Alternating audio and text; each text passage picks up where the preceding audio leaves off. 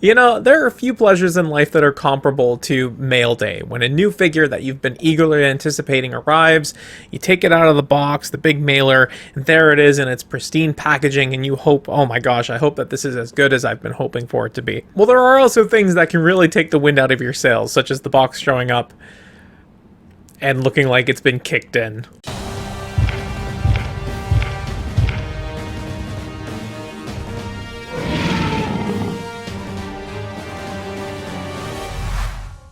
So here we have Jet Jaguar in his packaging, and if you notice, the box has been dented and broken all to hell. I got this from Nin Nin Game imported, and there were several layers of protection and packaging on taking the figure apart. You know, it came in the brown mailer, and then it was bubble wrapped, placed in a larger mailer, which was then placed in a larger mailing package, and it looks like somebody just kind of stepped on the thing. So I'm hoping that the figure inside is okay.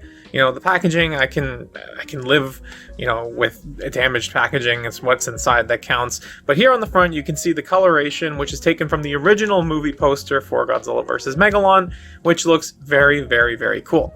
Now, this is a relatively small package. Actually, you know what? It's not even relatively small. It's an absolutely small package. There's a small MonsterArts figure in there. I'll throw up some photos of this package compared with the Godzilla 2024 figure from earlier this year. Very, very small. But, you know, there's not much to Jet Jaguar. He comes with a couple of accessories, so, you know, for those that are importing, this shipping cost was actually quite reasonable, presumably because of the size. And yeah, not much else to say here. I mean, the packaging looks amazing. I'm very, very curious to see if my figure has been damaged at all. But you see here, he's got the pose there and then the flying pose there, and he's got some miniature parts. There are some accessories included that are quite small in nature, and quite frankly, they scare me quite a lot. But there's been a lot of conversation around this figure, and so I'm very curious to actually get him open and take a look.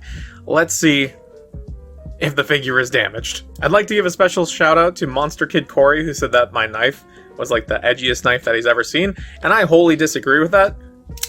Now it's the edgiest knife that you've ever seen, so let's get this guy open. Okay, so it looks like there was nothing too important in the area that got kicked in, which I'm very, very grateful for. So there is Jet Jaguar. It's kind of chilling. Got some instructions over here. Do I have tape around the edges? No, I don't.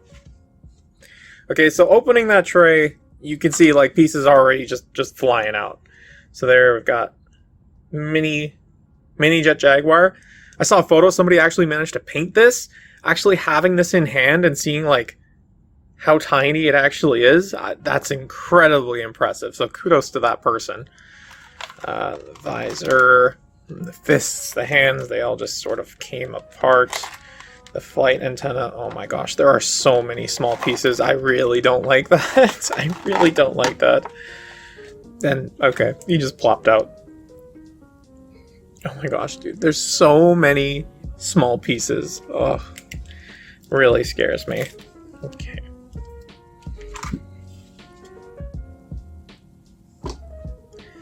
So here is Jet Jaguar. Let's take a look, see how he's feeling.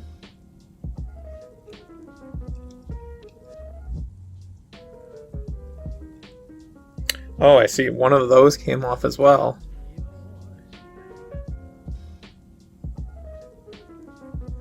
No, I'm just trying to figure out which... I think it was this one, yeah. Oh, I really don't like how this has been done. Like, that is such a small peg for such a thin piece.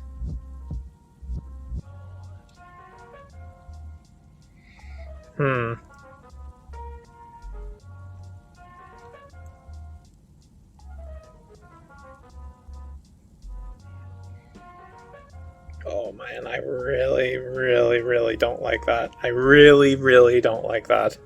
I really don't like that it just came out like that. Out of the box. Okay, we're just gonna have to move forward without the antenna there, so hopefully that's not bugging too many people. Okay. Ab crunch. Quite good. shoulder rotation. So he's got one inside the body, and then he's got the hinge there. So you can get him up about that tall. I know a lot of folks, and myself included, were worried that this was going to be some kind of rubber part. It is not some rubber part, which is good. He's got elbow that you can get him bending in quite well there. So as far as upper body articulation goes, he feels really, really good, actually. Really solid. Like this, he reminds me of the MonsterVerse Kong in quite a few ways, actually, in terms of the upper body. Now, I know there's been some discussion around the lower body, so let's get into that. So there are drop down hips. And it seems to be the same kind of system that MonsterArts Kong had. MonsterVerse Kong. Oh, I see. So this one sort of starts up top and then bends down. This one starts from the bottom and then bends up. I'm not really experienced enough with figures of this type to know really if that's a good thing or a bad thing. But it does seem like if you need it to drop down, kick all the way forward, you can do that. Or you can get them, if I drop this one down, if I drop that one down, you can get them kicking up really, really high, actually. So I do like that. That's great. Now, obviously, if you're not going to use the drop-down hips for the articulation, if you're just gonna have them statically posed, like, they're gonna look bizarre. They're gonna look rather strange. So if you're not using them, just pop them back in there. Like, what are you doing? So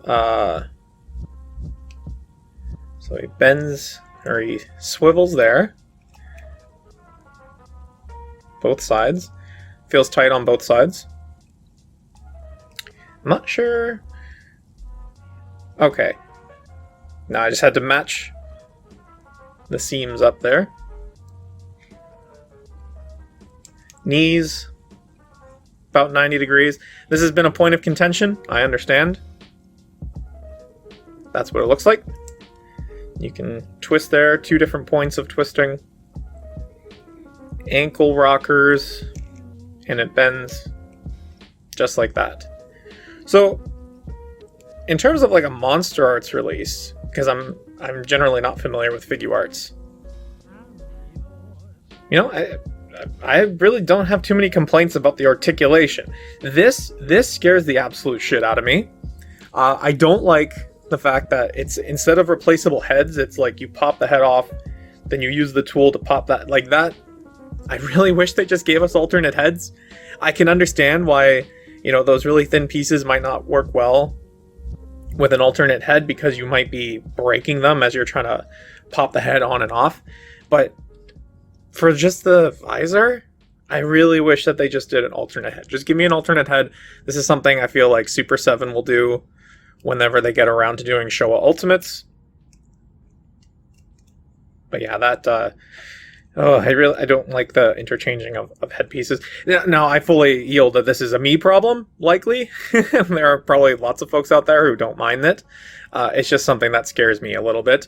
And as the only articulated action figure of Jet Jaguar out there, it's, you know, it's something I'm not really a big fan of. First impressions, though, I do like how the figure moves, how the figure feels.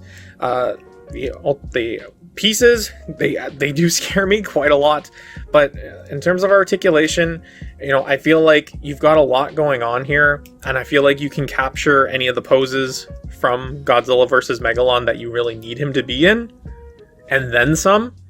And at the end of the day, I think that that's what I'm looking for in a release like this. I want the figure to move like it moves in the movie, and I think that I can get there with this Jet Jaguar. So here is Jet Jaguar all posed with his thumbs up, and I've went ahead and I've swapped out the visor for his more activated appearance rather than the powered off mode. Now, you might notice if you look at the head here that I tried to get that fin back in, and with the way that it's angled and the way that it's engineered, I wasn't able to get it in without slightly bending the plastic. So that is a huge drag, and I really don't like how they've engineered the head there. There are actually some nail marks from me trying to get it in without bending the plastic, and so now I have a head sculpt where there are nail marks and it's slightly bent. So I'll probably end up just popping those off and keeping them stored elsewhere. I don't think the lack of the head antenna will bother me too much.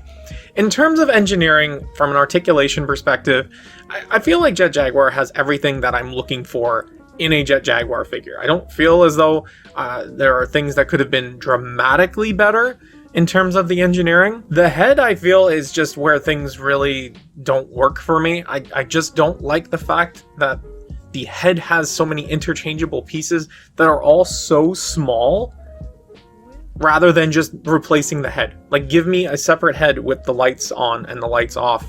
The antenna, I'm a little bit more sympathetic to, but I feel like it could have been engineered better in a way. Like, I don't know how they imagined me, like, pulling these antenna out and putting them back in without bending the plastic, or without, like, you know, if these scratch marks are there from just my nails trying to push it in gently, like, did they think I would use, like, metal tweezers? Like, that could risk snapping the plastic. It just feels like there could have been a better way to do this. He does come with a set of hands, so you can do, like, grappling or flying or, like, the karate chop. So that's really nice to see. And, you know, he has his iconic thumbs up pose as well, so that's very much appreciated. When it comes to the discussion of whether or not this figure should have had SH Figuarts articulation, or why it doesn't have SH Figuarts articulation, I really can't speak to that too much because I don't own any Figuarts figures, but to me, the question is whether or not the articulation that Jet Jaguar has is able to stand on its own merit, and if it is lacking in any areas.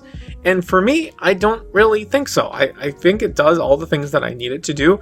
Could the hips be done a little bit better?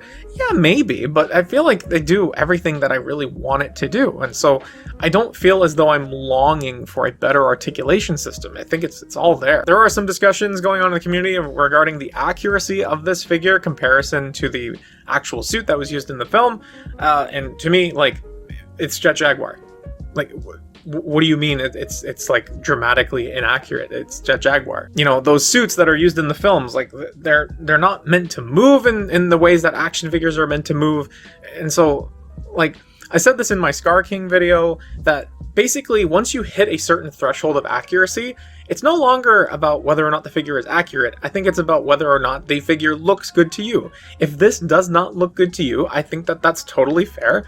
You know, don't pick him up. But if it does look good to you, then yeah, sure. I mean, I think he looks great. I think he moves really well for what he is, considering that, you know, that original suit didn't move all that much. As a general sort of more relaxed collector, I can tell you that I don't see any glaring inaccuracies with this figure. One of my regular viewers named Synchronize posted this comment on Discord, basically saying that whenever people talk about the inaccuracy of MonsterArts figures, they'll point out some weird thing that people will act like that was the most important aspect of the character for them, when in reality I feel like they've gotten all the main things done here in representing this character. Now, another comparison to Figuarts that I feel is actually worth talking about is the price point.